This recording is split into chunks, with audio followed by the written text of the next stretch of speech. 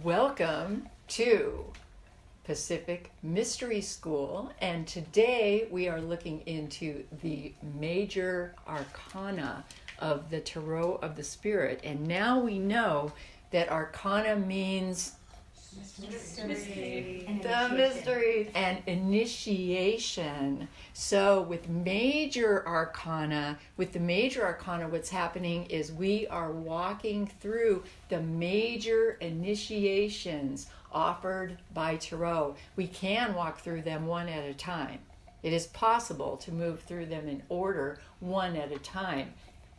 I do not want to go into this right now, but I am just going to mention that the major initiations in the Tarot seem to correspond very well with the 21 initiations offered in the Egyptian Book of the Dead, which is basically writings off of walls of some of the tombs. And right now I am speaking in particularly of the tomb of a character, if you will, named Ani, A-N-I, who walks through 21 initiations.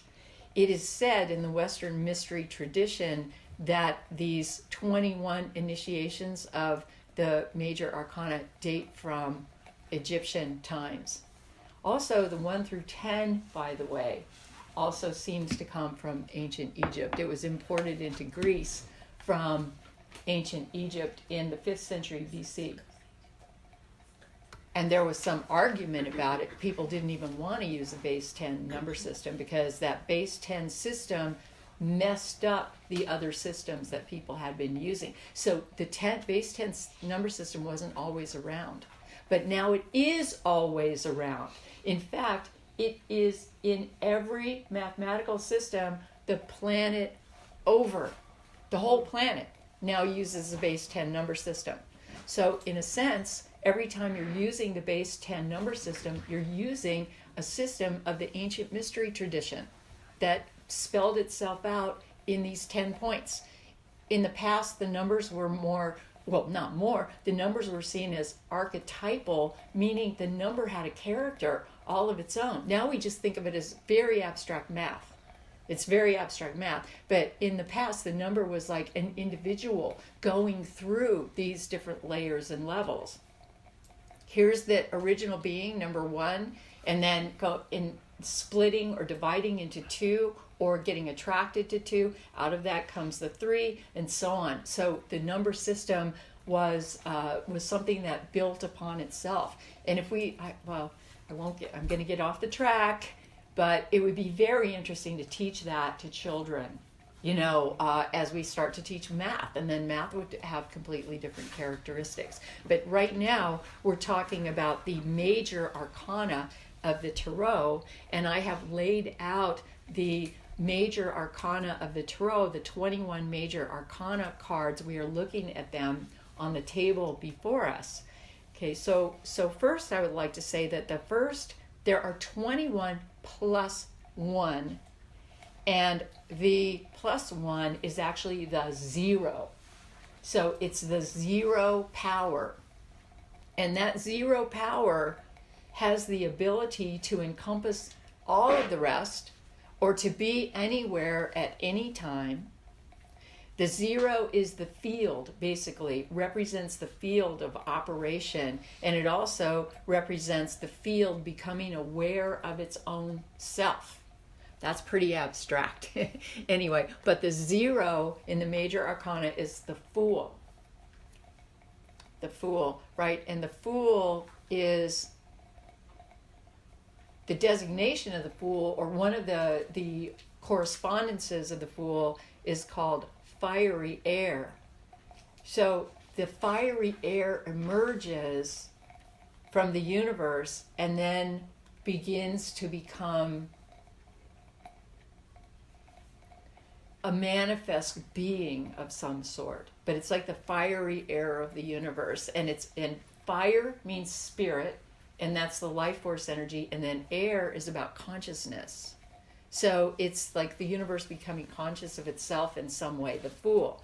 Okay, so what happens with the Fool is the Fool begins to journey through the rest of the cards. The Fool's 0, the Fool comes with nothing in a sense, and then journeys through the rest of the cards and begins to take on these initiations, begins to move through one initiation after another, after another, after another. So just knowing that, if you drew the Fool, if you got the Fool in a tarot reading, how might you characterize this card of the Fool?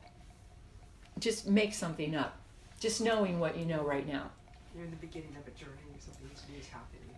Yeah, beginning of a journey, a brand new character, beginning of a journey, something's about to happen. A leap of faith. What was that? A leap of faith. Oh, leap of faith, a leap into some other kind of world, some other kind of dimension. Okay, and let me just take this moment to say that all of the cards of the Tarot of the Spirit are painted on the diagram of the Tree of Life. So just to take one, for example, if you take the Fool card and you put the diagram of the Tree of Life on top of the Fool, you can begin to look at what is emphasized in the card and what's happening and what's leading the Fool. So if you understand the diagram of the Tree of Life, the 1 through 10 diagram, you can see that, well, for example, the Fool has a red rose on her shoe. Okay, what sphere do you see the red rose in? Can you see? It's in sphere number 9, which is going to correspond with all the 9s and with the 9th power. What do you remember about what the 9 is? Absorption and integration of everything you know. But once you absorb all of this stuff, Ready to walk in. you're ready to walk it forward. But once you've absorbed it, it all becomes intuitive. It's just inside you, right?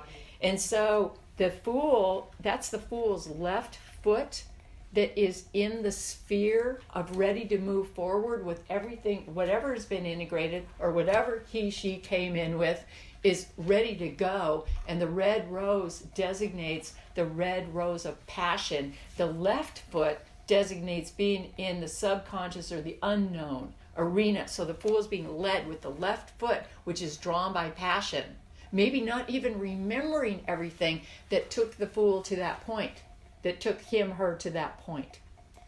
But the point is movement, going, led by the left foot, which is like this gut level instinct, and it's comprised of everything the Fool has ever taken in. Okay, and then so you look at that, for example. There's also an animal on the card. What animal is it? Can you tell? Dog. It's like a dog or a wolf, and that dog or wolf is actually leaping ahead of the Fool, right? So what does that mean? The instinctual, leading. Led by instincts, also A guide. can mean a guide. The Fool is guided. The Fool is not alone. And the interesting that the dog's legs, okay, the dog's tongue, first of all, the dog's tongue and head is in sphere number 8. Okay, what does sphere number 8 represent? Symbolization. That's like some kind of deep understanding. So if it's guidance, there's understanding leading you, right? Some kind of guidance, some kind of, and then the dog's legs are leaping into, and here we get really into the major arcana, the path of resurrection. Okay, so the path of resurrection on the Tree of Life connects the 8 and the 10s. All the 8s and all the 10s are connected by a path of resurrection. Okay, so that may not mean anything to you right now, but I will back out of the Tree of Life right now and say that the Tree of Life is composed of the numbers 1 through 10, which is where the 1 through 10s of the tarot fit in the 4 suits, 1 through 10. All the 1s go in the 1, all the 2s in the 2, all the 3s. Well, the major arcana cards are the paths that connect those numbers. So the 1 and the 2 on the Tree of Life are connected by path number 11, it's called, which is the Fool. The Fool. And then path number 1 and path number 3, the sphere number 1 and sphere number 3 are connected by another path that's called path 12, and that is the Magus. Okay, so on the Tree of Life, the major arcana cards, which are major mysteries, are the connecting paths between the 10 spheres. Okay, so just a note on that. Okay, but back to the Fool. We're not going to do every card like this. I just want to show you this card, this one card, the Fool. Okay, so the Fool has a kind of a headdress, and that headdress is made of lotus leaves. What do you think of when you think of like lotus leaves? Enlightenment.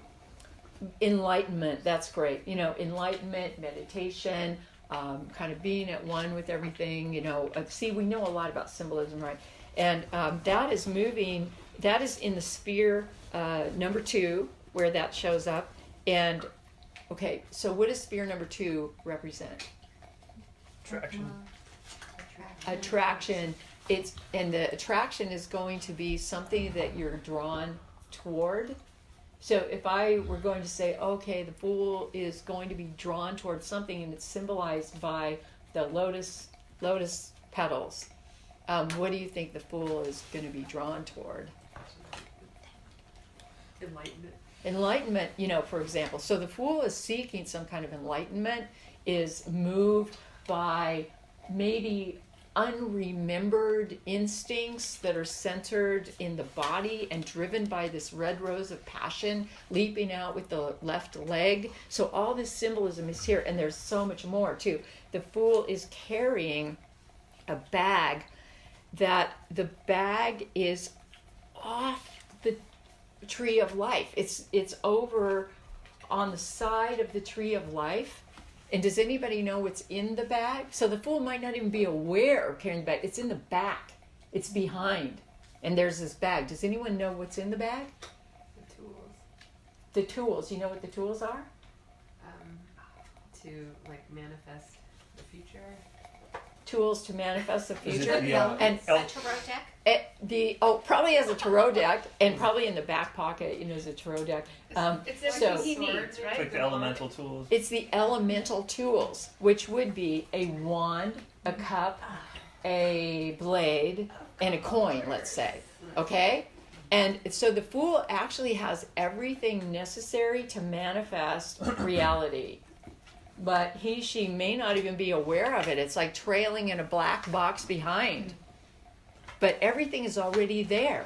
And so it's an indication, too, that we, as the Fool, we have everything we need to make things happen. You know, move forward, make it happen. We have it, but we might have to realize we have it along the way. So the Fool makes a leap. The Fool makes a leap into beginning to understand this world, we'll call it manifestation, seeking maybe some form of enlightenment and being driven forward by passion and being guided, you know, being guided with this leap between worlds. Also, the Fool is carrying a white rose. And what do you think of when you think of white rose? Purity. Innocence. Yeah, purity, innocence. And guess where the white rose is centered on the Tree of Life when we put over the diagram? Can you see where it's centered when you overlay the Is diagram? that 4? No. Yes. It is centered, you'll be surprised. Okay, because the white rose is innocence, purity, truth, and it's centered right in sphere, the secret sphere, number 11, the secret sphere of Dot, which is called the doorway to knowledge, and it's also the opening between worlds. So that's the innocence of the journey. The Fool is innocent, pure, moving, carried by the red rose on the foot, but carrying in the right hand a white rose. Pure heart, leaping forward with the pure heart. Now, if we just look at the Fool's journey through the major arcana, the Fool's journey is going to first land in number 1. Okay, number 1 is the Magus. Okay, now when you think of number 1, just from what you know, number 1 in the tarot and what number 1 means, what do you think the Magus represents? No will, dare, and keep silent. Oh, no, will, dare, keep silent. Okay, that's what I call, that's advanced knowledge, because you know that, to know, to will, to dare, and to keep silent. That's true. So, but on a rudimentary basis, what does it mean, the number one? Beginning. Origination. It's a beginning. It's a brand new beginning. It's origination. And it is also going to be the beginning of manifestation, because it's a number one, and the Fool's zero. The Fool's zero. So here's a secret. The Fool, if you look at the diagram of the Tree of Life, you have the Fool originating on one side at the top of the diagram, and the Magus on the other side. The Magus moves between the number one and the number three sphere, like this, and the Fool moves between the number one and the number two sphere. So these two are at the top of the Tree of Life. And so they are, in a sense, born together in a way, except that the Magus is going to start the journey of the 1 through 10. Introduces the first stage in the journey of the 1 through 10. But check this out. All of life is a binary system that moves between 0 and 1, 0 and 1, 0 and 1, 0 and 1. 0 is the field, is the great field out of which everything is born. The 1 moves into manifestation out of that field, and then back out of manifestation into the field. So back into the field. Does that make sense? So 1 is born, goes through the whole cycle of life and everything, and then back into the field. So it's in and out of the field. So it's 0, 1, 0, 1, 0, 1, 0, 1, like forever throughout the universe. Everything is moving in this way, in and out of the field. So the number one is aspects of the field being born out of itself. Having a moment in manifestation and then back into the field. That's the Magus. So the Magus gets the ability, while being manifest, as part of the universal field of consciousness in manifestation, during that time, gets a chance to take the bag of the Fool, now it appears, throw everything that's in that bag on the altar and work with it consciously, and then try to create whatever is in the imagination. That's the Magus. So the Magus is actively working with the wand, which creates reality, the cup, which is the emotions, the blade, which is the mental and analytical aspect, and then the coin, which is manifestation. So the Magus is actively working that energy. And there's this, what's called a lemniscate at the top of the Magus card. And the lemniscate is they call it, it's drawing down the energies. It's a figure 8, which goes out into the universe, then down into manifestation, out into the universe, down into manifestation, out into the universe, and down into manifestation. Okay, now, so the Fool is going to journey through all of these major Arcana cards, knowing what you know about the 1 through 10. What is the Magus as a number 1? The Magus is number 1. Okay, so what's going to be what is the Magus? What is the Magus going to be seeking? This is so abstract. I don't know if you can get this, but just think, what would the Magus be seeking, do you think, Female? as the 1? What? The female? The Like female. balance? Okay, now that's interesting. Okay, you're on the track. I don't think anybody can probably answer this question. I don't know if I can, right? It's very abstract. Okay, the Magus is going to be seeking her calling. One that is called. Like something, when you said female, something that he and she, if any of us are the Magus, would be drawn toward. Okay, you are correct about that, right? Drawn toward. Okay, so now here we come to number 2, which is the Priestess. Okay, so the Priestess, what she is doing, so very briefly, I don't want to go through all of these, right? Because I just want you to get the idea of it. So what the priestess is doing is she is standing there essentially as the number 2 in front of the magus, and she is unfurling the Akashic record, and she is saying the Akashic records, those are the records of all that have been, all that is, and all that ever shall be, the book of life. And she's pointing to the magus's name, and she's saying, hey, here's your moment of manifestation, right? Here's your chapter. Are you going to write that? Are you going to step into that? It's right here. Book of life. There you are. There's your place. There's your time. So she's the deeply intuitive one who reveals destiny. That's the priestess, right? Okay, then if we move into the Empress is number 3, what do you think the Empress would be doing? What's she going to be up to? Well, she's creative. Like, Absolutely, you guys are creativity. on it. She's creating. She's creative. Well, it's She's the birth of the 2 of them, right? she's the birth, right? Like the she's creative. well, The she magus found his calling.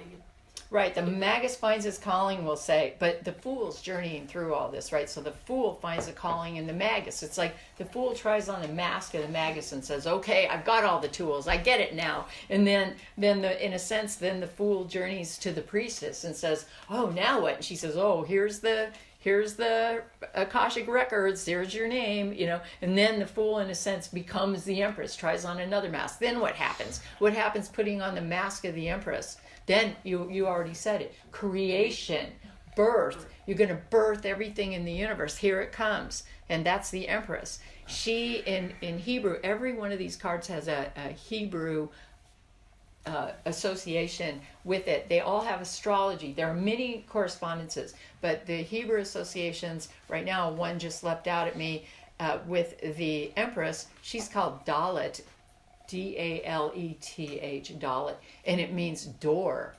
She is the door. She is the doorway between worlds. So she is everything that is produced, everything that is born, everything that comes alive. And so that's the Empress. She is bringing forth. Then if we just follow this path, then we come to the next one, which is the Emperor, and the Emperor is number 4. So what do you think is happening in the number 4? Stabilization. Stabilization, solidity, right? Bringing things into order. That's the Emperor. Okay, and so a mystery between the Empress and the Emperor. The Empress can produce more than she can possibly take care of. And so in a certain sense, the Emperor is figuring out how and what to hold, like how and what to contain and how it's going to be contained, right? Because not everything that's produced is going to be able to stay around forever and ever and ever. So the Emperor makes choices around that. And another thing that all of these cards have in their lists of correspondences is they each have an intelligence associated with them, right? And the Emperor's intelligence is called Constituting Intelligence, which I just love. So the Emperor is the Constituting Intelligence, and he is basically asking the question, how am I going to frame things in a way that it can be constituted and make sense?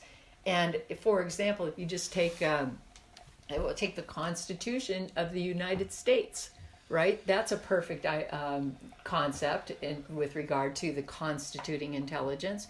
Okay, how are we going to constitute this nation? That's an emperor activity. How will we constitute it? How will we set it up? And it's going to be based on certain values, things that are valued, like life, liberty, and the pursuit of happiness or whatever. I just heard my dad say, "Nobody ever told you were going to get to be happy," when I was a kid and I was moping around. Nobody ever said that. It's not about you getting to be happy. It's about you getting to try to figure out how to make yourself happy. That's called the pursuit of happiness. It's not about happiness. Got that? Anyway, but the constituting intelligence, how are you going to constitute something, bring it together, and do that on the basis of some kind of values that are important to you? So that's what the Emperor is about constituting it. Then we come to a trickier card and an interesting card along the way, which is the number 5. Okay, so it's the Hierophant. So what does the Hierophant have to do with the 5? Well, the wounded healer, the cataclysm, the like coming out of the pain to be able to teach others about the healing. So wounded healer, cataclysm, coming out of pain to be able to teach others. So when we've talked about the 4 suits of Tarot, and we come to the number 5 in the 4 suits, the 1 through 10 suits, 5 is always a place of difficulty. 5 is a place of things falling apart. 5 is a place of illness. 5 is a place of tragedy and natural disasters, financial loss, everything. That's 5. That's 5. The Hierophant is one who actually moves through those energies and figures out how to bring those energies in some ways together to work with those energies, and then to rise out of those energies in some ways healed and transformed. And that therefore the idea of the wounded healer, so it's a very high version. The Hierophant is a very high version of all the difficulty that we face in life. Okay, so, and what we see is we see the Hierophant giving a transmission to, in the card, the Hierophant is giving a transmission to the 2 people at his feet, her feet. All these cards are really androgynous underneath it all. And those 2 at her feet are the lovers. Okay, so it's giving this transmission to the lovers. And it's a transmission of how to move through these energies, whatever the difficulty of the energies And would I be. just noticed that the Hierophant then takes on and is wearing the Akashic records, whereas before it's always been on the altar. The Like, he's sitting Hierophant on it. is actually, you are right. Okay, we need to back up and see what that means, because okay, so the Hierophant is now wearing the Akashic records. Okay, what does that mean?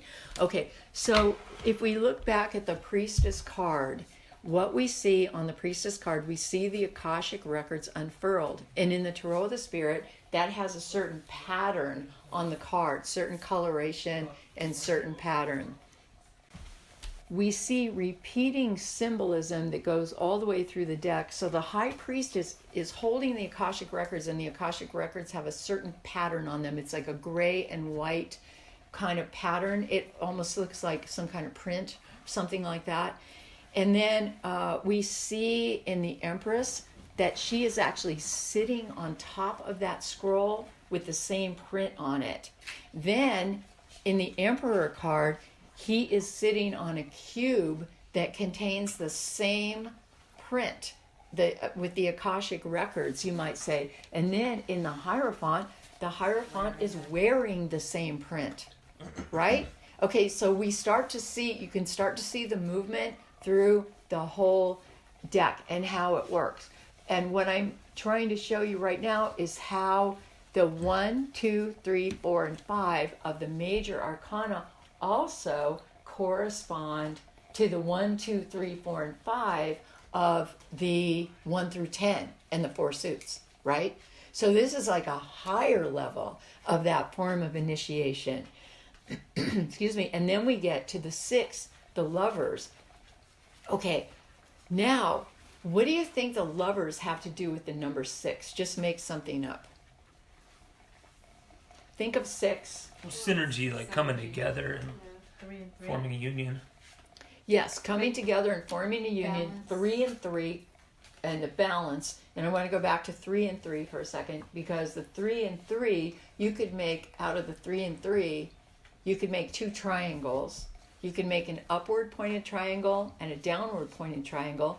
The upward pointed triangle means male or emitting energies in the universe. The downward pointed triangle means receiving energies in the universe. And when those cross each other and fit together, they create a union. It's a 6-pointed star that represents a union of all that is possible or all that could be. Okay, this is just a run through that's very simple that I'm doing right now. Okay, and so the lovers are that synergistic bonding. And then we move to the next one, the number 7, the Chariot.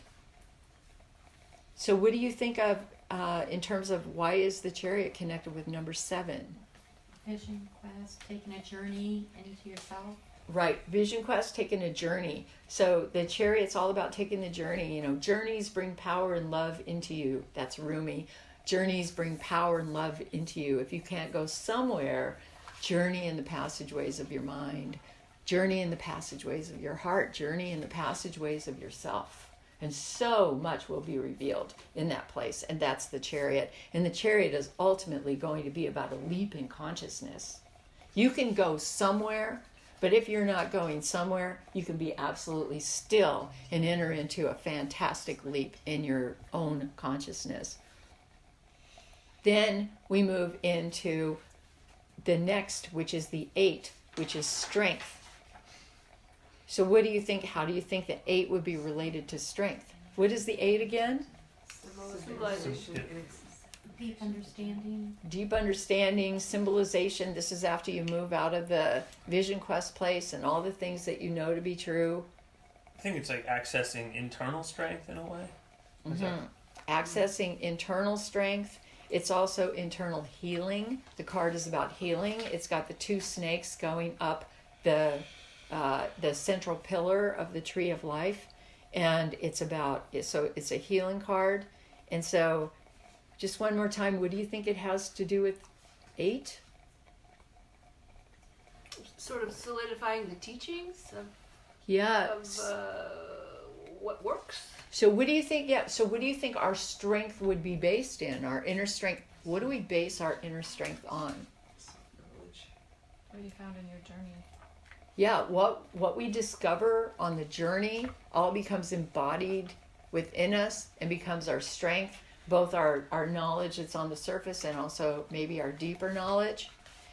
And then we come to number 9, which is the Hermit. So what do you think of when you think of number 9 and you think of the Hermit? Clearly, this is a quick gloss right through these cards right now, but what do you think of when you think of number 9 and the Hermit? Seclusion. Seclusion, what was that, Mara? That's 9 is integration. And integrate. 9 is integration and absorption. A return to yourself. A return to yourself, really deep self. Also mastery too.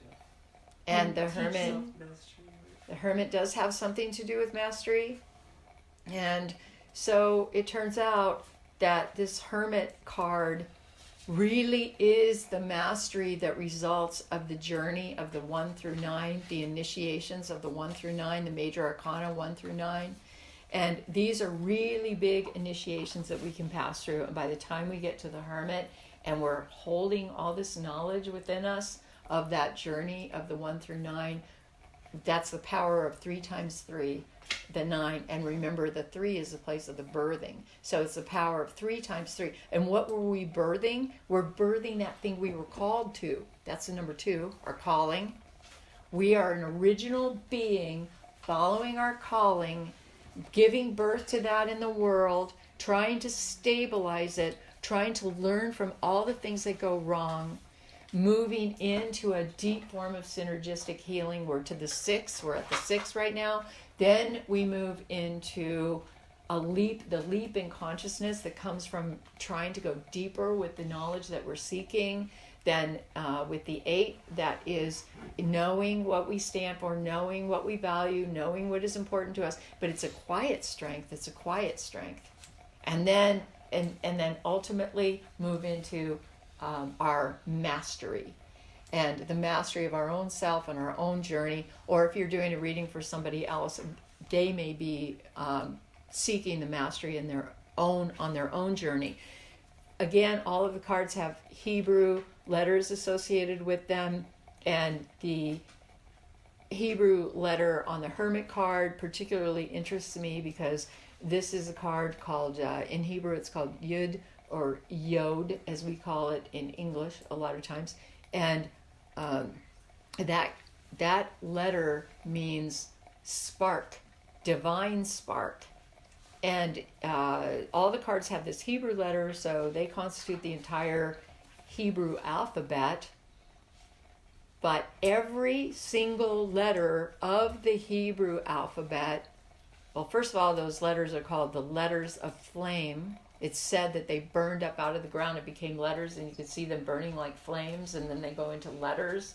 So every single one of those Hebrew letters ends with a little spark on the top. It's like a little twist, a little spark. And that spark is the yod. So that yod, that letter, permeates all of the letters. So the Hermit card is one that actually permeates the entire major arcana in some way. The Hermit holds a spark of all the knowledge, all that has been, all that is, and all that ever shall be. Thus, what I'm leading up to is in Star Wars, the whole Star Wars series.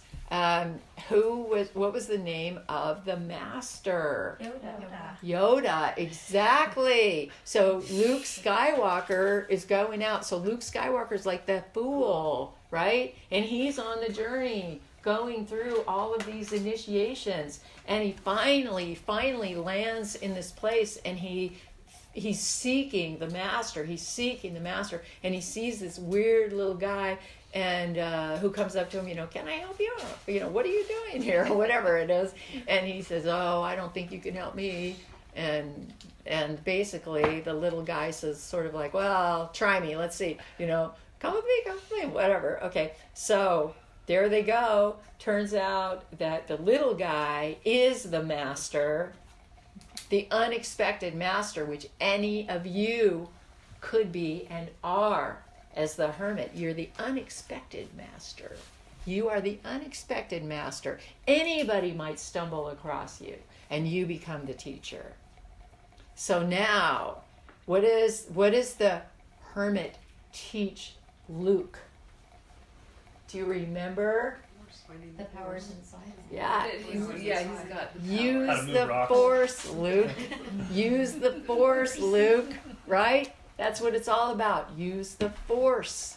So now the fool on the journey of the 1 through 9 has learned how to use the force. And 9 is the power of healing fully activated. It's using the force and the energies of the universe. So that is the 1 through 9. And we find out that the 9 is the culmination. And the reason the 9 is the culmination is because once you get to a 10, you've got a 1 and a 0 on the 10, and a 1 is a new beginning, and a 0 is a new unknown. So when you get to a 10, you jump onto another level. So what happens with the major arcana is we wind up with 3 tiers or 3 levels of the major arcana. So the first level is going to be the 1 through 9 that the fool travels through, right? So the fool is any of us gathering this information. And so now we travel through the 1 through 9, we wind up at the Hermit. So again, looking at the cards that I have laid out on the table, you're going to see that I laid them out in 3 levels. So if you go back and you look at the Magus, the number 1, and you look down instead of across, the Magus, what is underneath the Magus? What card is that? And do you know what number it is? 10. Okay. And what does the 10 have to do with the 1 numerologically? It's a new beginning.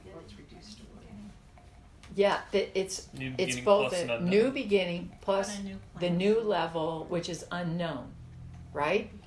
Okay, now what is the card that is beneath the Wheel of Fortune in our diagram here, the way we have it laid out in the grid?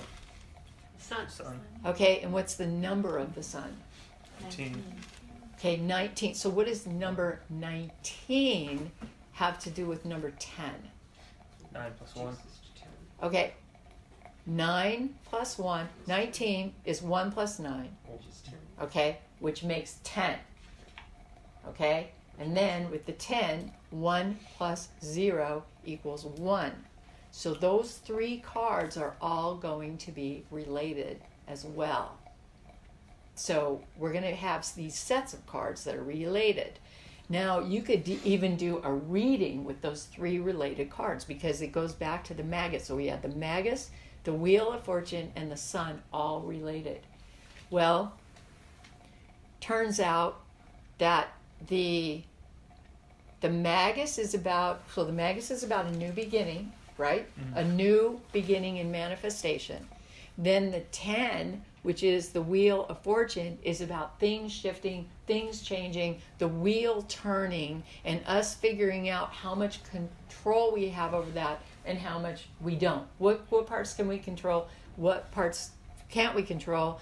And what parts are destiny that seem like they're beyond us? And what kind of destiny are we cooking up and thinking up that we're moving toward? So moving toward our destiny. And remember how the Magus is also seeking the destiny, and like going to the Priestess and saying, what is my destiny? And she's saying, oh, you're going to create it. Look here. If you want to, you can do this. You can do this thing.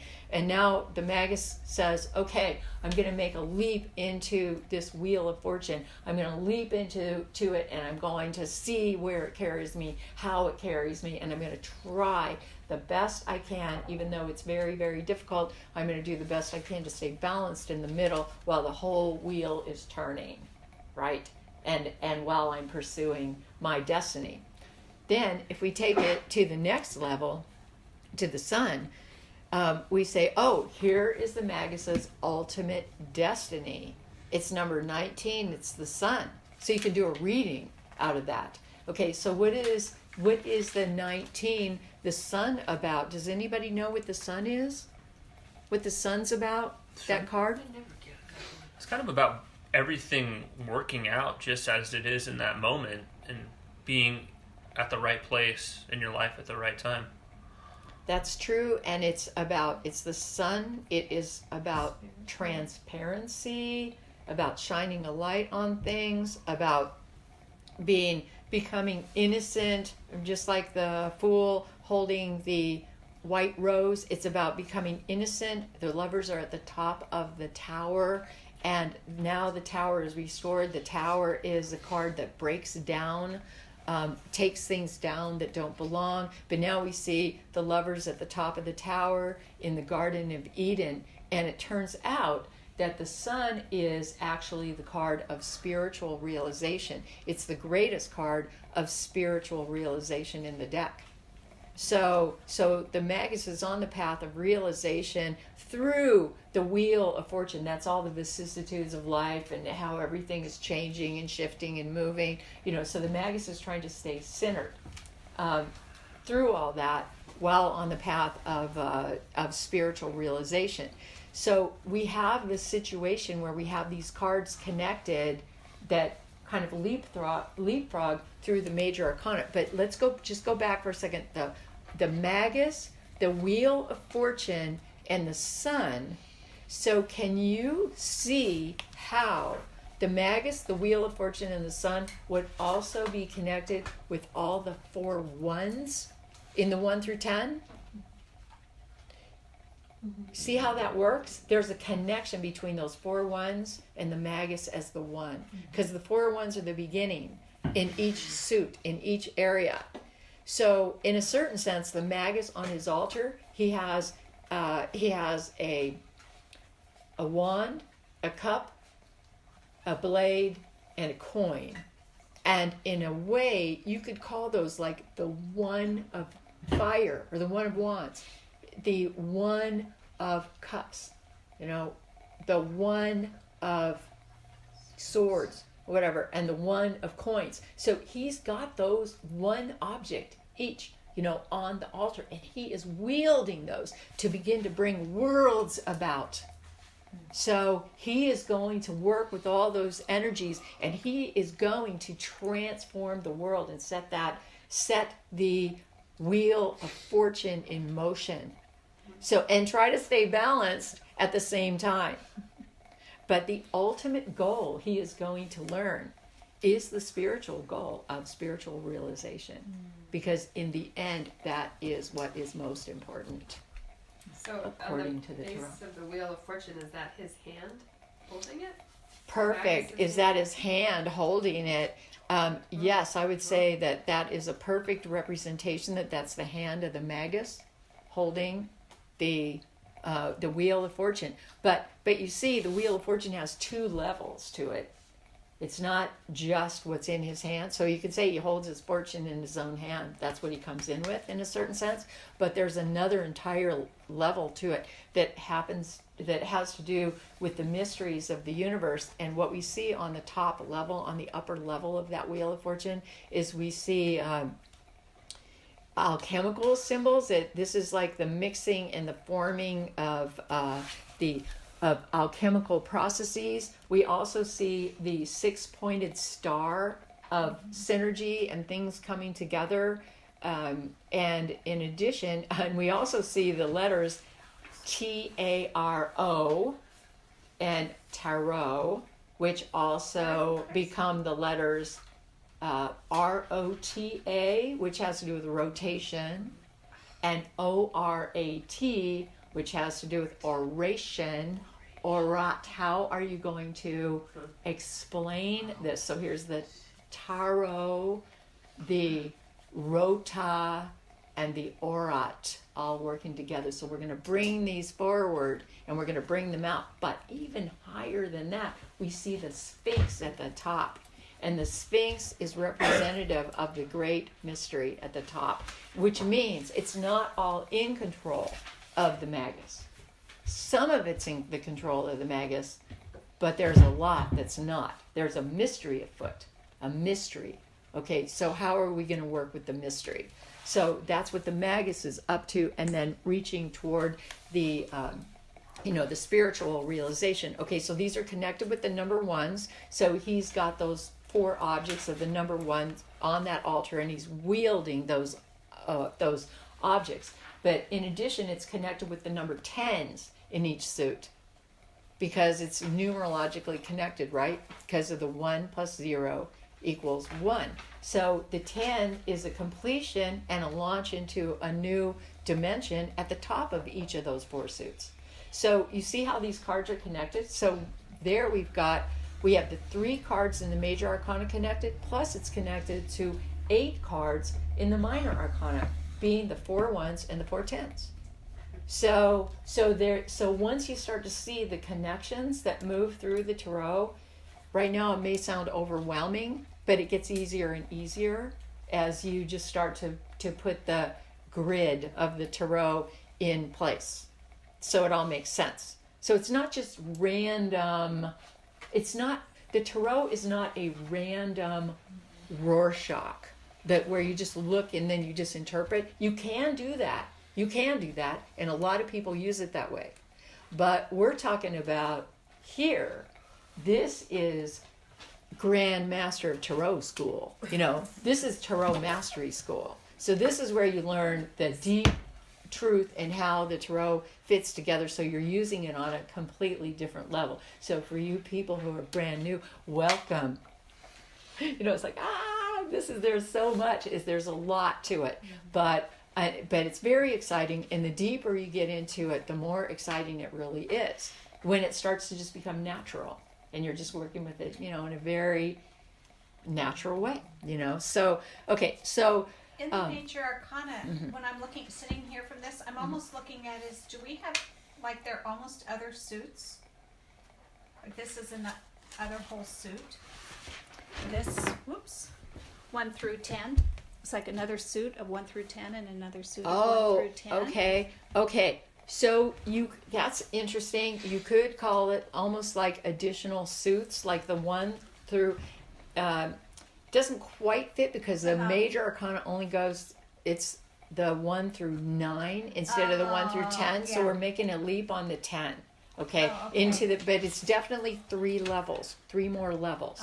But what you could do is you could lay out this 4 suits, the 1 through 10, and you would have an additional card on the end. But remember, the 10 is a new beginning because it's a 1 and a 0. Yeah. So you would have, this is getting a little too It detailed. almost makes it circular.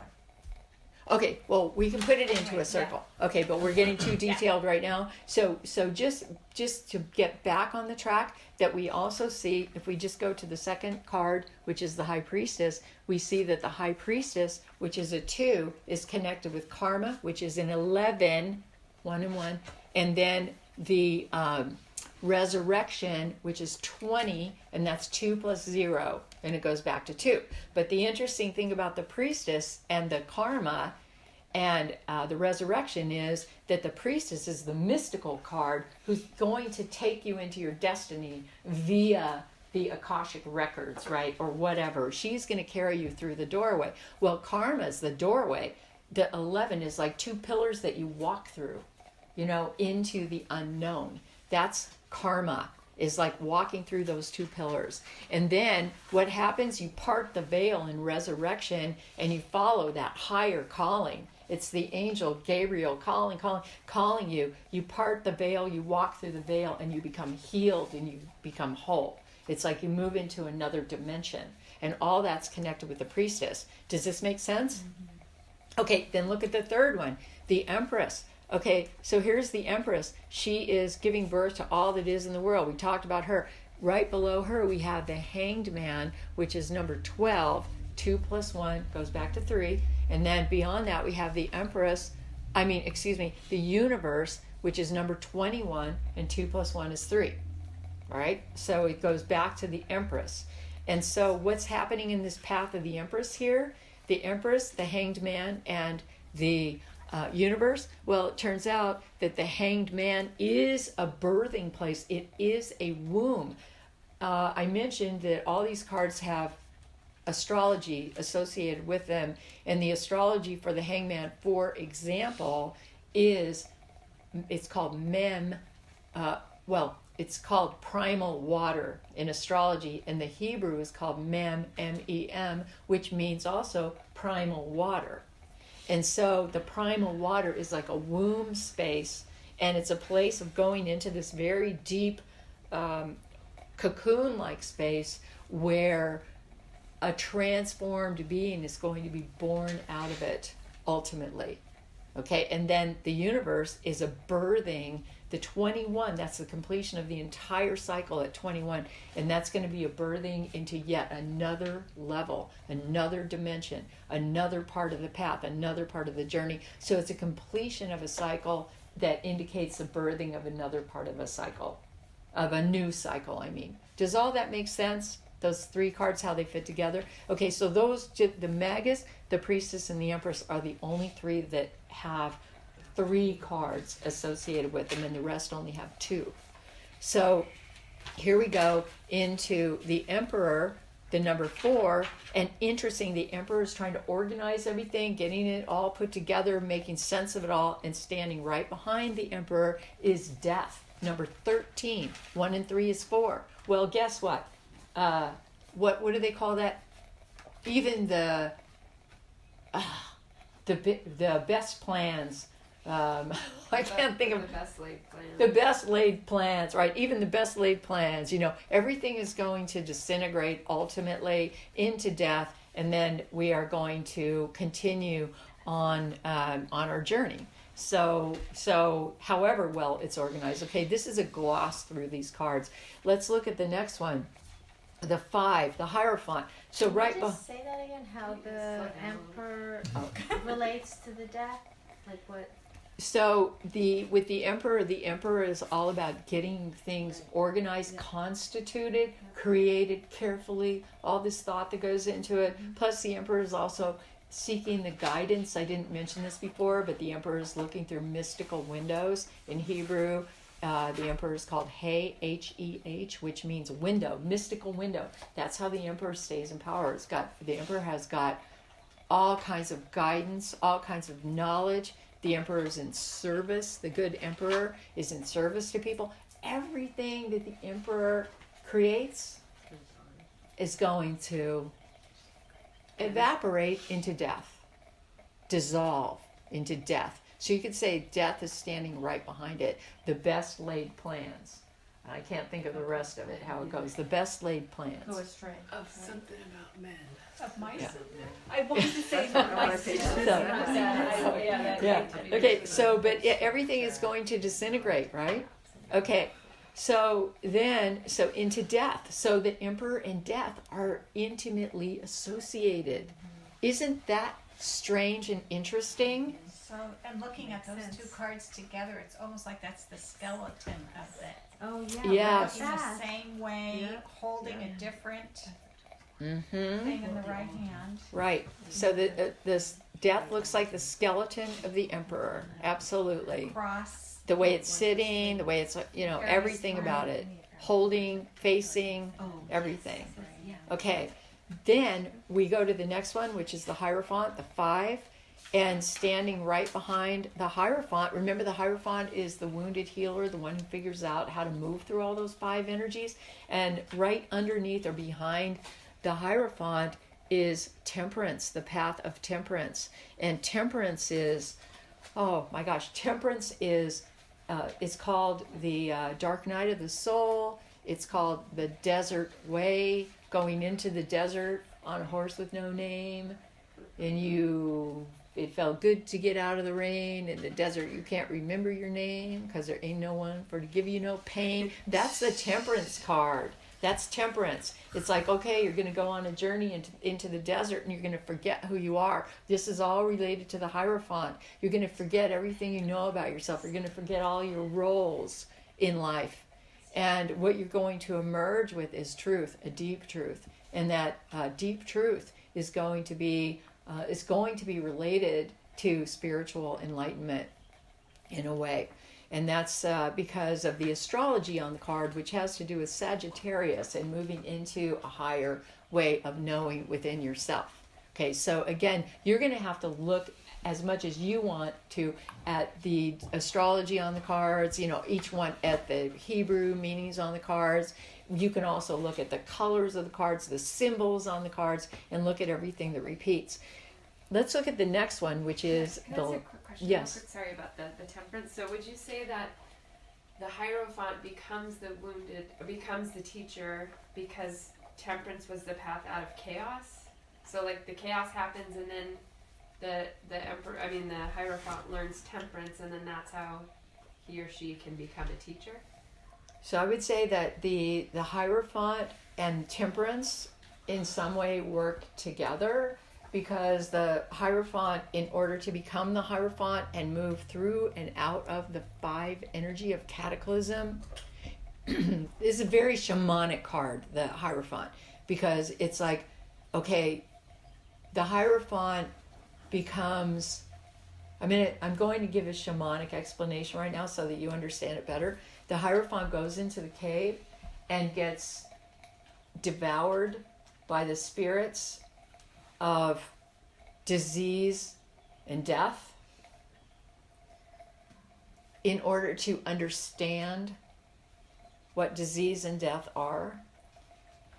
The Hierophant gets dismembered, and then when the understanding is gained, the Hierophant gets remembered and remembers who he, she is, and then goes forward as a healer. Okay, so Temperance, what about Temperance? Well, Temperance is the place where it is like the place of being in the cave. It's a place where we are in the desert seeking. It's the place of the lost 40 days and 40 nights in the desert.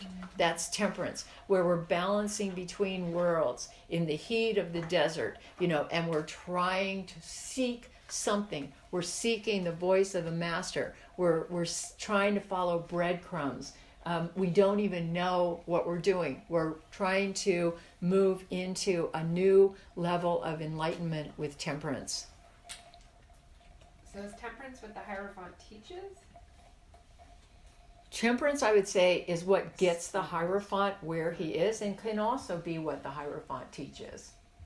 The Hierophant could teach Temperance and how to work with the power of Temperance. Okay, let's talk about, since it's confusing, let's talk about the word Temperance for a minute. Okay, I so always think of temperance as a more positive word, as it like not in the dark cave, but temperance is like balanced and well, Even keeled, the middle way. yeah, kind of thing, exactly. yeah. So to me, that doesn't feel like being dismembered in a cave. But it's kind of like just tempering the soul. It's like a steel. You take a steel Right. animal. Yeah, and the you verb tell- of tempering right, tempering something. metal through heat Right. and tempering chocolate. so when you get tempered, yeah, you take the blade, you stick it in the fire, you wait till it melts, you pull it out, not completely melts, you pull it out and you hammer it. That's tempering it. Okay, it also, the root also has to do with I'm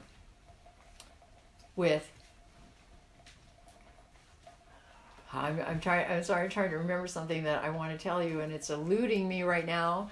But being tempered, and then we'll go to the next level, which means getting balanced. It's because the temperance card is a gyroscope, and if it gets knocked down, it's like one of those punching bag things that kids have, that where you knock it down and it goes all the way down, but then it comes right back up.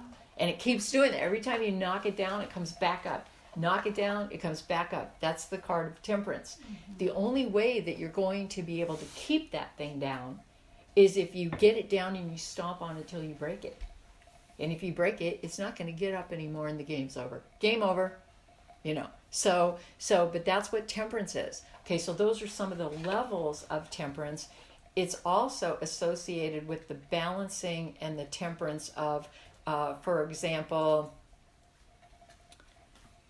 not drinking at all, that's temperance, or limiting your alcoholic intake to 1 glass of red wine a day, and then you might live to be 155, because they say it makes your life longer, right? Okay, but that's temperance. That's a part of temperance. Another aspect of temperance is related to temple, where you find the place inside yourself, which is the place of balance, the balanced temple of your being, which can be inward or outward. All of those things have to do with temperance. Does that make more sense? Well, Because it has a lot of levels to it it. seems like it's a journey card. I mean, they all are, but like, as in you're going into a temple with a certain way of thinking or a certain set of problems, and then you're emerging from the temple with a balanced kind of perspective. Yes. Okay. So I'm going to go to one other level on temperance since we're stuck on this card, because this is a difficult card for us. Okay. Now I'm going to go back to the Tree of Life. I started with this, but now I'm going to take temperance just to go into it a little bit more. Okay. So all of the major Arcana cards connect the spheres on the Tree of Life. So if you start studying where these paths are on the Tree of Life, where the path of temperance is, you're going to learn a lot more. The path of temperance connects sphere number 9 with sphere number 6. And it is called, the path of temperance right there, connecting sphere 9 and sphere 6 on the Tree of Life, it's called the path of the arrow. Okay, the arrow. So temperance is actually moving someplace. But when it is moving right, the trajectory is clear. And so now, in a couple more cards, we're going to come to the Tower. We haven't gotten there yet, but we're just moving through. So we're going to come to the Tower in a minute, but I want to address the Tower right now. So the Tower is the card that connects sphere number 7 with sphere number 8. So you remember that sphere number 7 has to do with that vision quest energy, and sphere number 8 is being able to define what comes out of this vision quest. Well, the Tower, which is everything shaking and falling down and coming apart, is what connects the unknown vision quest with the voice and the vision that's going to come out of that vision quest. So it's through the very action of things falling down that we begin to understand on a deeper level. That's the Tower. And the Tower in Hebrew is called Peh, P-E-H, which means voice. And the voice is a vibration. And as the tower comes down because of a really high vibration, we also receive the vibration, which raises us up to a new level. And so the tower is actually a very good card. So the tower on the Tree of Life is called the Path of the Bowstring. Remember I said Temperance is called the Path of the Arrow? And tower is called the Path of the Bowstring. Okay, so what does that mean? That means that there is a bow and arrow at the bottom of the Tree of Life. And the bow goes from sphere 7, 8, and 9, creates a bow, like a bow that is going to now shoot an arrow. So what happens is the path of the tower is the bowstring, and it gets pulled back, and it's quivering back, and the arrow is Temperance. And so here comes the bowstring gets pulled back, and it's quiver, and as far as it can possibly go, and the arrow is called Temperance. Okay, but now the archer points the bow upward, straight up the middle pillar of the Tree of Life, like this, and then is when it gets as far back as it can go, which is all the way down to the number 10 at the bottom of the Tree of Life, it goes ping, like that, just ping, and up shoots the Temperance in the path of the arrow, and it goes all the way up to the top of the Tree of Life. Enlightenment. All of this ends in enlightenment. Okay, and it moves fast, it moves sharp, it moves clear, but the propulsion is caused by things falling apart, things coming down, things breaking into pieces. That's the tower.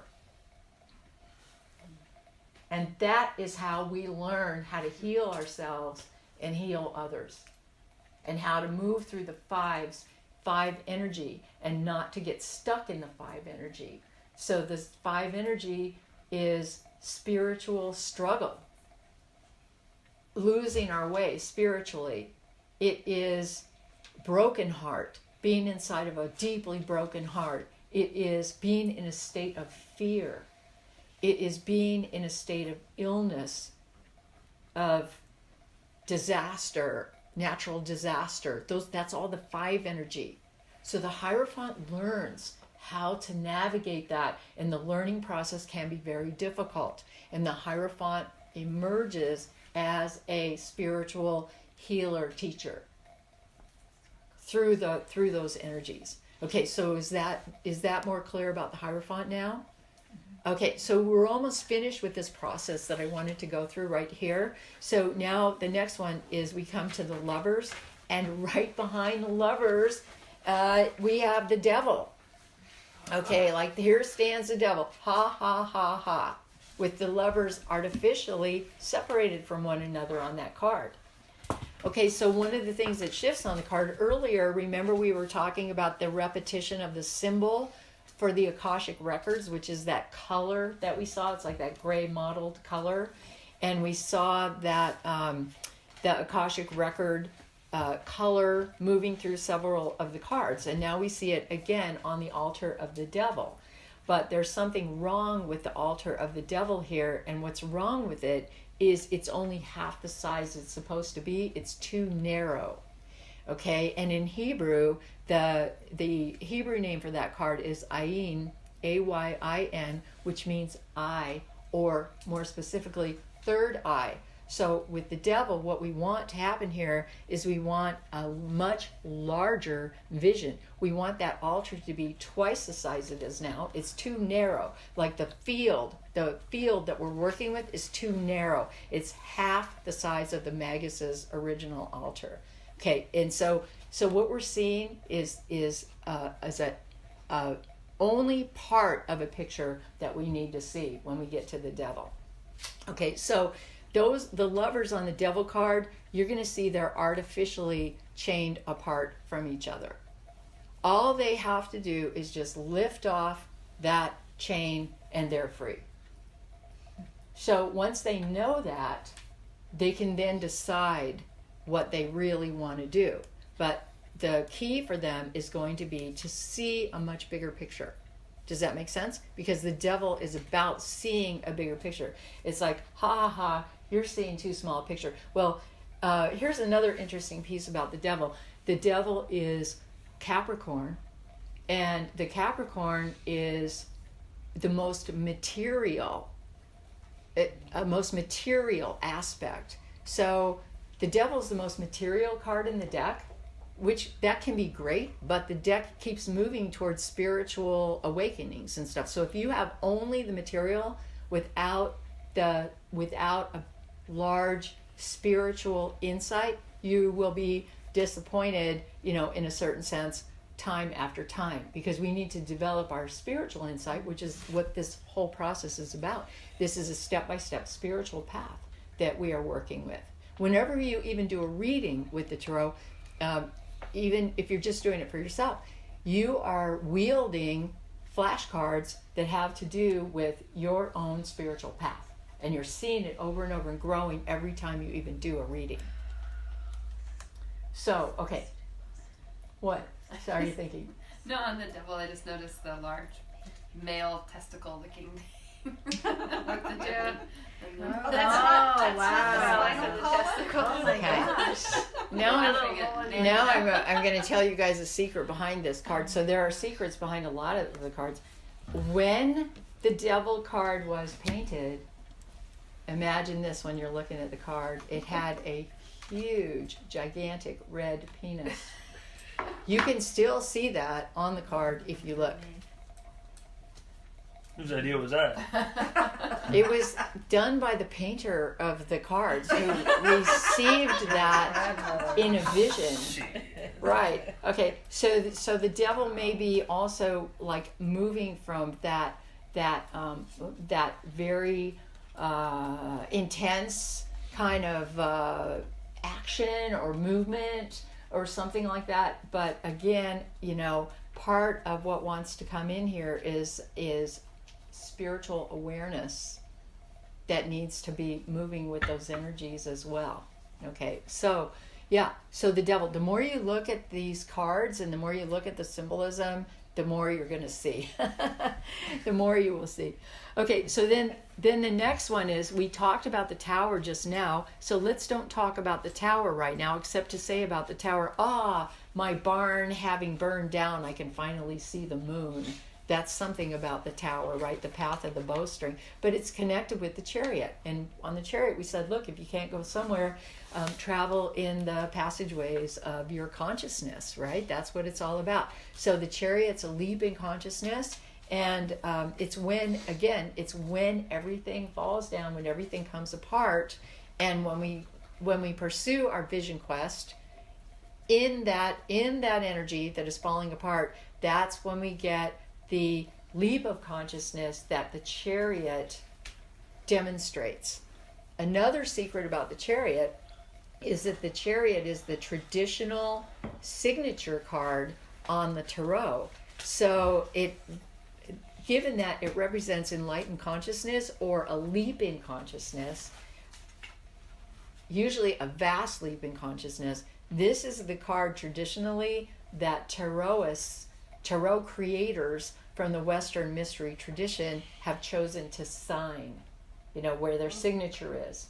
So you can tell sometimes if a tarot is a Kabbalistic tarot because it's going to be signed on the chariot card. And so indeed, the creator of Tarot of the Spirit has signed the card, the chariot card, and it's signed right in the middle where you see the VT initials in the middle of you see the VT initials in the middle of the card. And if we overlay the Tree of Life transparency on the top of the chariot card, we see that the VT signature occurs right in the middle of sphere number 6 on the Tree of Life.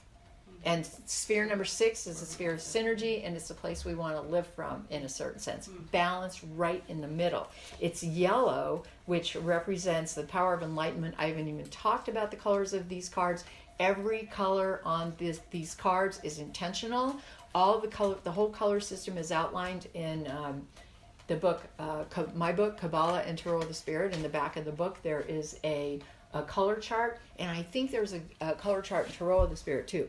Okay, so VT. So what the VT means, it's a V period T, and those initials, V period T, those were my mom painted the cards, right? So those were my mother's birth initials. And I'm not going to tell you what her name was. Okay, I'll tell you what her name was. So she was born, her name is Joyce Eakins, right? But she was born Verna Joyce Tanland. So that was her name. She seems so far from that now. That's why I wasn't going to say it. But so Verna Tanland, VT. And then, but since it has a period in the middle, when you have a period in the middle of the letters, this is another secret from the Western mystery tradition, you can read it any direction, both directions. And so the other direction is Tav, T-A-V or whatever. And that's another Hebrew word, and it means hitting the mark. It means the mark. You have now hit the mark. You have made it. You have entered this leap in consciousness. You have made it, and you are now free to move about the cabin. That's the chariot. Okay, so stamp, you get your stamp on the chariot, your sign sealed and delivered. Okay, so you have done it. You have made it. Then we go to the 8. That's the next card.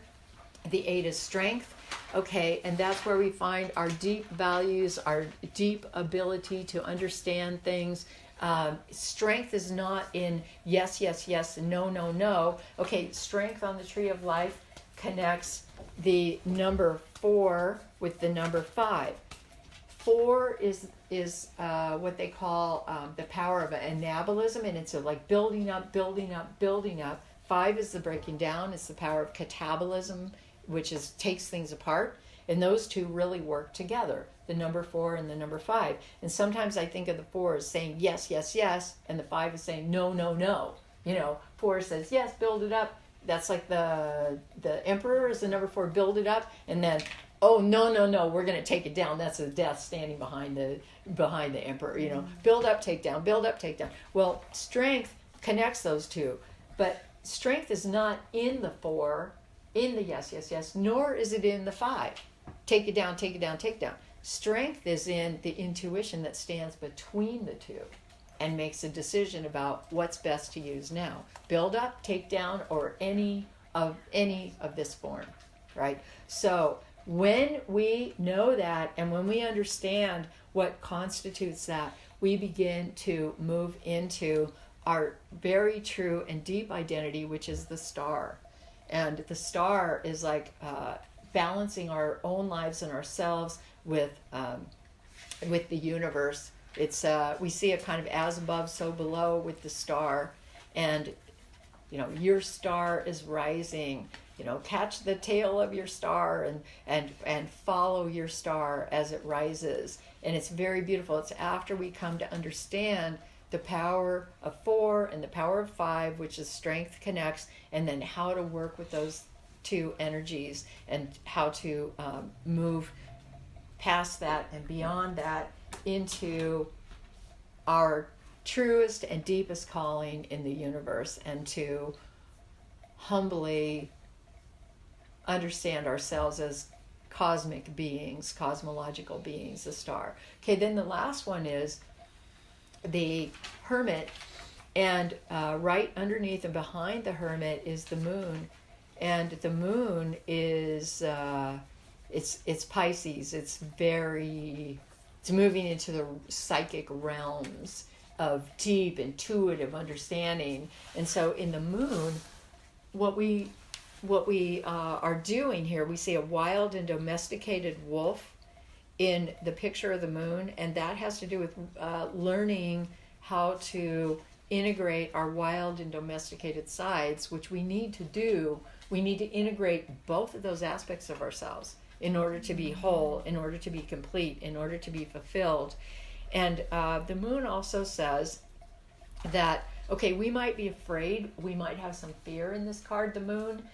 There's a path. It's like we're on a path. We don't know where this path is leading. We're just feeling the energies.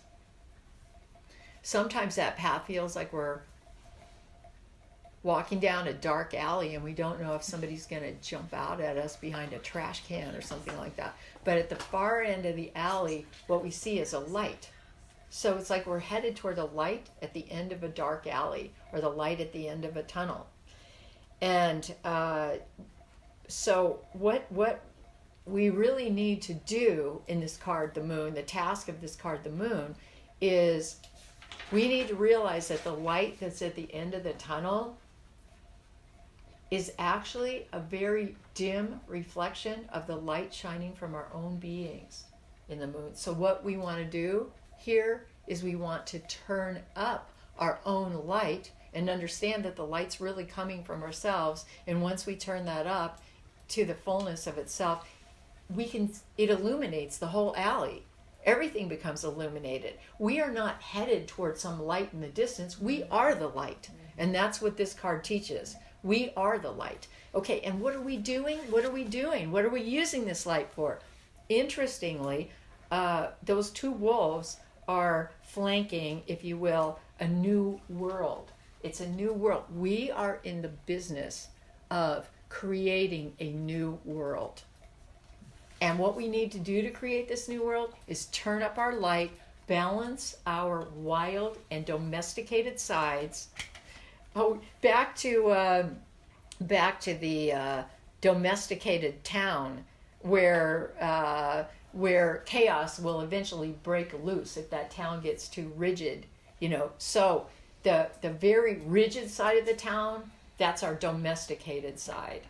And we're going to turn up our wildness. If that town gets way too domesticated for us, something is going to break loose. That's our wild side. And we need to have both going because we, as humans, we require both of those to feel good and stable and balanced and like we're being seen, heard, understood for who we are. So here we are creating this new world. And then you see all these little red dots on the moon card. They look like rain almost. Well, turns out that those red dots are the Hebrew letter Yod, which we see on the Hermit card right in the middle. It's the Hermit's red sash.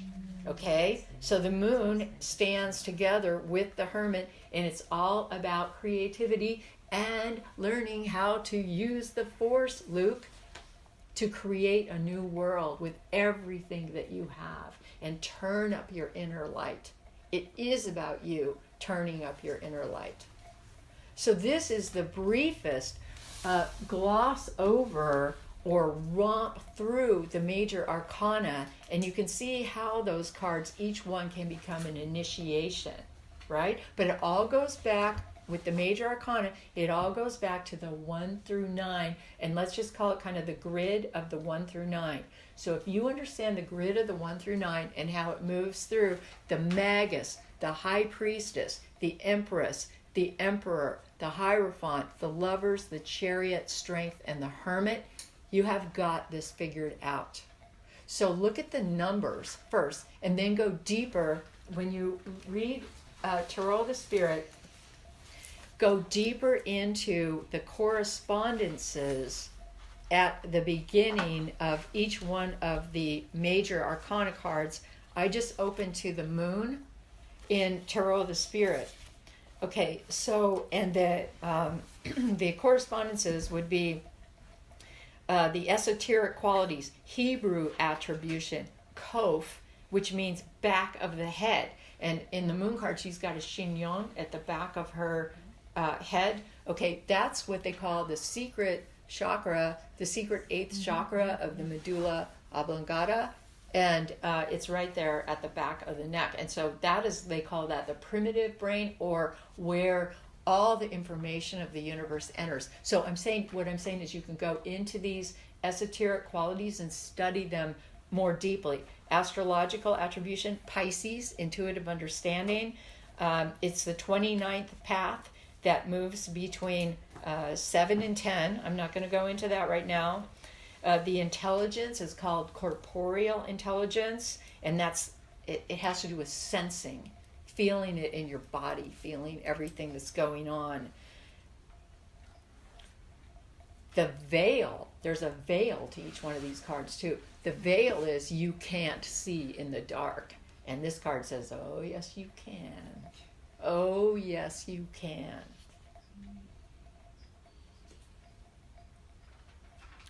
The light never was at the end of the river. It always was and forever shall be directly at hand. Nonetheless, we often have to move through shadows before we can grasp the light. That's the moon. So you can go deeper into these cards by reading about them, reading all the correspondences, looking into the colors, looking into the repeating symbolism, looking at the astrology, looking at where they fit on the tree of life. All of that is outlined in both Tarot of the Spirit and Kabbalah and Tarot of the Spirit, including the repeating symbolism that runs through all the cards in Tarot of the Spirit, which we'll also talk about at another time. Like, what are all the repeating symbols? Today we talked about the repeating symbols of the Akashic records, which you could see running through the altar. There's a repeating altar that they're working on. There's a repeating symbol of the snakes rising, which has to do with healing, which we briefly talked about with strength, and it appears on the Lover's card. It also appears in the universe predominantly. So you just start to see where the repetitions are and how they fall. Okay, so that gives you some, I hope that gives you some sense of how they fit together, the major arcana. Are there any questions? Yes. So, numerologically, like the Priestess would also be connected to all of the Father cards. Is that the High Priestess would be? Oh, okay. And the Empress would be connected to all the Mother cards? Okay, so question, is the Priestess connected to the Father cards because the Father cards are connected with the number 2s? Well, and also it's the male pillar. Mm-hmm. And the male pillar. I would say, okay, I would say yes, that there is a connection, but I would say that right now I don't really want to take that leap because it gets a little bit too confusing and complicated, and I want to keep it kind of really straightforward. So right now I'm leaving out the court cards in this discussion of the major arcana, and what I really want to do, or the court cards or face cards or family cards, what I really want to do is tie the major arcana in with the 1 through 10 system. And I'm also leaving out, the other thing I'm leaving out right now is the four different suits, and I'm just going straight for the 1 through 10. And that's what I want you guys to focus on in terms of the grid, like creating the grid. Because you're going to discover more connections. When you do this yourself and you start to get deeper into it, you are going to discover even more connections. And you start to look at that tree of life more deeply and look where the positions are, and then overlay the transparency of the tree of life onto that card. You will be surprised. Anyway, okay. Is there in either books, I haven't found it, definition of all the intelligences? I don't remember if there's a list of all the intelligences, but There's some of the intelligences, like we just grappled right. with. I wasn't sure what some of the intelligences in were. the Kabbalah and Tarot of the Spirit, it's listed under each one of the cards what the intelligence. But not really defined sometimes. Oh, yeah. I was looking for a definition. Okay, a definition. Okay, I think that there's a chart maybe in the back of Kabbalah and Tarot of the Spirit, but they're. Wait a minute. Hold on. I need to look in here. I think they are defined in Kabbalah and Tarot of the Spirit. Yes, they are. Okay, so I just opened to. I'm on Karma. I opened to Karma. Okay, Karma is called the Faithful Intelligence. So I'll give you an example, and then we'll come to an end on this. The Faithful Intelligence. The Faithful Intelligence, so this is of Karma. The faithful intelligence is actually the intelligence of faith. As we set our intentions upon actively developing ourselves as a cosmological cause, in karma, you decide what cause you want to be, and you begin to move that energy forward. As we set our intentions upon actively developing ourselves as a cosmological cause, we move forward with the faith that what we do matters. We move forward in faith that we can learn, that we can change, that we can mature, that we can enter into ever more balanced cosmological alignment. We move forward in faith that we are living cosmos, acting within the living cosmos, and that we can contribute to the evolution of consciousness and beauty.